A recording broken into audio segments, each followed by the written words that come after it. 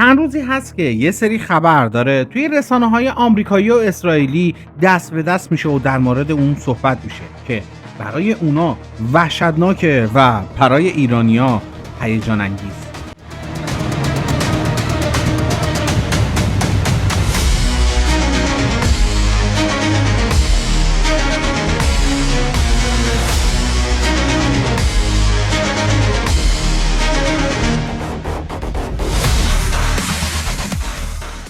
اونم خبر بروزرسانی موشک‌های قدیمی ایرانه و تولد موشک‌های جدید. یکی از همین موشک‌هایی که تولد دوباره‌ای پیدا کرده موشک اعتماده.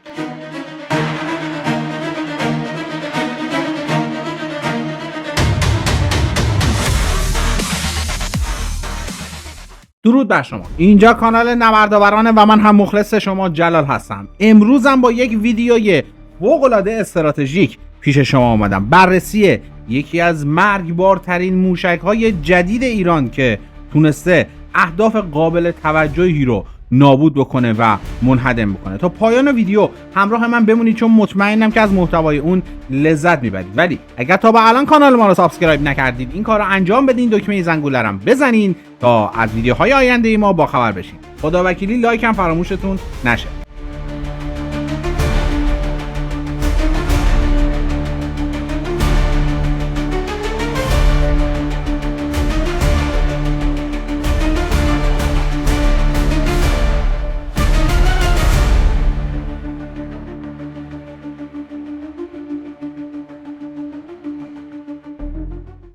بله، امروز دست گذاشتیم روی اطلاعات و پشت پرده هایی که مطمئنم جای دیگه نشیدید. داستان امروز ما در مورد موشک اعتماد، موشک بالستیک میانبرد جدید ایران با برد 2000 کیلومتر که به یک کلاهک هدایت پذیر مانور دهنده یا همون مار مجهز شده تا مو رو از ماست بکشه بیرون. البته این موشک توسعه یافته همون موشک عماده. این موشک از نظر تعداد ستون فقرات و برگ برنده اصلی ایران برای حمله به اسرائیل بوده تا الان. اما ماجرا وقتی جذاب میشه که بدونید این موشک در واقع پاسخ مستقیم ایران به یک فناوری فوق سری و فضایی آمریکا بوده. فناوری عجیبی که برای اولین بار توی عملیات وعده صادق یک لو رفت. چطوری؟ الان براتون توضیحش میدم.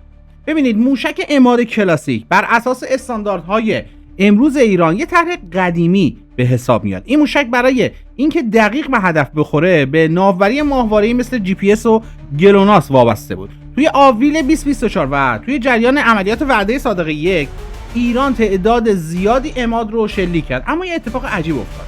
سیستم ناوبری این موشک‌ها وسط راه اصطلاحاً اسپوف میکرد یا فریب داده میشد و موشک‌ها از مسیرشون منحرف میشدن، البته تعدادشون. این نتیجه بدجوری ایرانی‌ها رو شوکه کرد. چرا؟ چون این موشک‌ها رو از عمق خاک خودشون شلیک کرده بودن. یعنی هیچ اخلاقگر یا جمر زمینی و هوایی دشمن نمیتونست اونقدر نزدیک بشه که روی سیستم موشک تاثیر بذاره. اینجا بود که کارشناسای نظامی فهمیدن که آمریکا از یک قابلیت مخفی فضاپایه رونمایی کرده. یعنی یک سیستم جنگ الکترونیک فوق سری که روی یکی از منظومه‌های ماهواره‌ای در فضا سوار شده و جزئیاتش هم هنوزه محرمانه است. ایران تازه بعد از دیدن خطاهای عمادها، البته برعکس موشک‌های پیشرفته‌تر خیبرشکن که بدون نیاز به ماهواره یا سیستم اینرسی دقیقاً به هدف خورده بودن، فهمید که قصه از چه قراره. خب وقتی که دستت رو میشه باید سریع بازی رو عوض بکنی. بعد از اینکه اسرائیل و آمریکا این برگ برنده رو کردن، ایران یک پروژه غولاسا رو برای آپدیت کردن زرادخانه بزرگ عماد شروع کرد. نتیجه چی شد؟ یک گیرنده ناوبری ماهواره‌ای جدید که میتونه سیگنال‌های جعلی و فریب رو تشخیص بده، جمرها رو ایزوله بکنه و فقط داده‌های واقعی رو بگیره. اما این آپدیت‌ها کجا فعال شدن؟ درست قبل از اتمام سوخت بوستر، یعنی در ارتفاع 100 کیلومتری زمین و توی دل فضا، که حریف اصلا فکرشو نمی‌کرد دستش به اونجا برسه. ایران به جای اینکه کل سیستم هدایت عماد رو با هزینه‌های نجومی دگرگون بکنه، اومد روی موشک جدید یک آنتن مخصوص به اسم CRPA یعنی آرایه الگوی دریافت کنترل شده نصب کرد. این آنتن هوشمند سیگنال های مزاحم و پارازیت ها رو کور میکنه و فقط قفل میکنه روی سیگنال اصلی ماهواره. پدر بزرگ این سیستم اول توی پهپاد معروف شاهد 136 با اسم آنتن ناظر یعنی نسخه 4 آنتنه تست شده بود. حالا ایرانی ها یک نسخه خیلی پیشرفته تر با آنتن های بیشتر و پیچیدگی بالاتر رو فرستادن تو دل فضا تا جلوی یک ابرقدرت وایسه. نتیجه چی شد؟ حدود 6 ماه بعد توی عملیات وعده صادقه 2 این موشک‌های ارزون قیمت با دقت بالا به هدف خوردن و این یعنی آمریکا و اسرائیل یکی از با ارزش‌ترین دارایی‌های مخفی خودشون رو که یک بار مصرفم بود برای همیشه لو دادن و از دست دادن.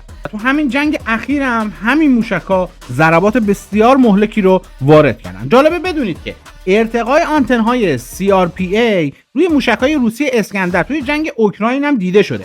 حالا ایران داره این کیت ساده اما حیاتی رو روی کل زرادخانه عماد نصب میکنه، هم روی نسخه قدیمی با کلاهک 1 تنی و هم روی نسخه جدید 2000 کیلومتری با کلاهک مخروطی مانور دهنده. نتیجهش رو توی نبرد 12 روزه و نبرد 40 روزه کاملا دیدیم. موشک‌های اعتماد حتی زیر شدیدترین پارازیت‌ها که خطای احتمالی اونا یعنی CEP اونا 70 متر رسیده که برای این کلاس موشک یعنی ویرانی مطلق. میدونین چرا؟ به خاطر اینکه این موشک اینقدر کلاهکش سنگینه که وقتی به اون هدف بخوره و این 70 متر واقعا دیگه نشون داده نمیشه که چقدر اختلاف داره. شاید بپرسید که اینها که از خیبر شکن 1 و 2 دقیق‌تر نیستن پس چرا اینقدر مهمن؟ جوابش توی حملات اسرائیل به ایران لو رفت. اسرائیل اومد میکسرهای سوخت جامد ایران زد تا تولید موشک‌های سوخت جامد مثل خیبر شکن رو کند کنه، اما اینجا بود که ارزش موشک‌های سوخت مایع مثل اعتماد مشخص شد. زیرساخت تولید سوخت مایع ایران توی تونل‌های فوق‌العاده سخت و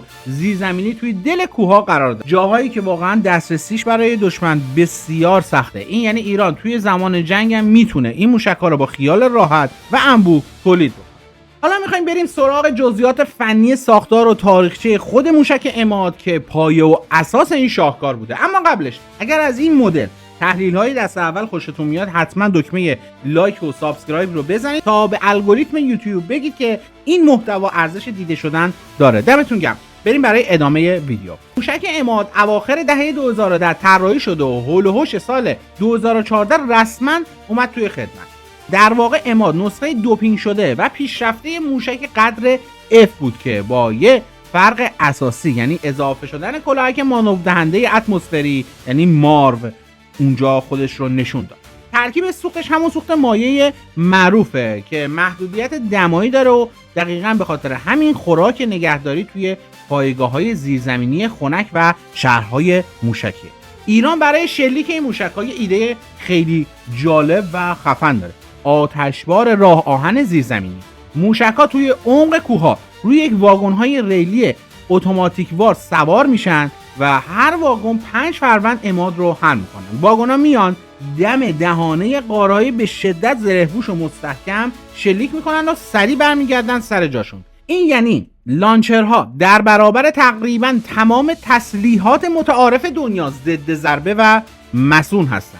وقتی موشک‌ها شلیک میشن با سرعت سرسام‌آور 11 ماخ وارد جو میشن. کلاهک مارو با سیستم‌های هدایت داخلی خودشون یعنی ژیروسکوپ‌های پیشرفته یا همون اینترنال نویگیشن فشار جی خیلی بالایی رو تحمل میکنه تا اثر باد رو خنثی کنه و نقطه زن میشه. شاید عماد مانورهای فرار خیلی پیچیده‌ای نداشته باشه اما برای اشباع و نابود کردن پدافندهایی که قبلا توسط موشک‌های پیشرفته‌تر ضعیف شدن بی‌نظیره. عماد یک غول به تمام معناست. کلاهک 1 تنی رو تا 1750 کیلومتر میبره و یه نسخه‌های جدیدتر کلاهک رو 750 کیلوگرم کردن تا بردش به 2000 کیلومتر برسه. این موشک‌ها میشه تا سالها بدون سوخت و با کمترین هزینه ازشون نگهداری کرد. واسه همین تیراژ تولیدشون وحشتناک بالاست. اما عماد چطوری از سطح پدافندهای پیشرفته‌ای مثل پیکان 3 یا همون اراتیری رد میشه؟ با یک تکنیک هوشمندانه، ماکت‌های بادی و پوشال‌های فلزی. موشک توی خارج از جو چند تا ماکت بادی سبک رو رها میکنه. رادارهای پدافند توی خلا نمیتونن فرق این ماکت‌های بادکنکی و کلاهک‌های واقعی رو تشخیص بدن. توی حملات 2024 خیلی از موشک‌های گرون قیمت پدافند اسرائیل و آمریکا فریب همین ماکت‌ها رو خوردن. یک نکته جالب دیگه هم داره. حتی بوسترهای خالی و مصرف شده عماد هم کار دیکوی یا همون فریب رو انجام میدن. این بوسترها توی تاریکی شب مثل شهاب سنگ میسوزن و عقب‌تر از کلاهک اصلی حرکت میکنن. پدافند دشمن بارها و بارها این بوسترهای خالی رو به عنوان موشک رهگیری شده اعلام کرده و به سمت اونا شلیک کرده، ولی کلاهک اصلی خیلی قبل‌تر از اونجا رد شده بود و به سراغ هدفش رفت. خلاصه بگم که علیرغم اینکه ریشه های عماد به یکی از موشک‌های قدیمی اسکاد شوروی برمیگرده، اما نسخه اعتماد به خاطر سادگی، قیمت تموم شده پایین و قابلیت تولید انبوه هنوز سوگلی نیروی موشکی ایرانه، درست مثل تفنگ کلاشینکوف که هنوزم تولید میشه، چون کارش واقعا درست. شاید کلاهکش نصف موشک خرمشهر باشه، اما هزینه‌اش خیلی کمتره. برای کشوری مثل ایران که داکترین شلیک انبوه با موشک‌های متعارف غیر اتمیه، فاکتورهای قیمت، تعداد بالا و طول عمر موشک خیلی حیاتیه. اعتماد توی این فرمول نمره 20 رو واقعا میگیره. بخش عمده موشک‌های شلیک شده توی جنگ 12 روزه و جنگ 40 روزه با ایران و اسرائیل و آمریکا همین عمادهای آپدیت شده یا همون اعتماد بودن. به نظر میرسه که کل زرادخانه ایران با همین فرمول داره بازنویسی میشه. امیدوارم که از این ویدیو لذت برده باشین. حتما با لایک های خودتون، با اشتراک گذاری خودتون و با نظرات ارزنده‌تون ما رو حمایت بکنید. اینجا کانال نبردآورانه و من هم مخلص شما جلال هستم.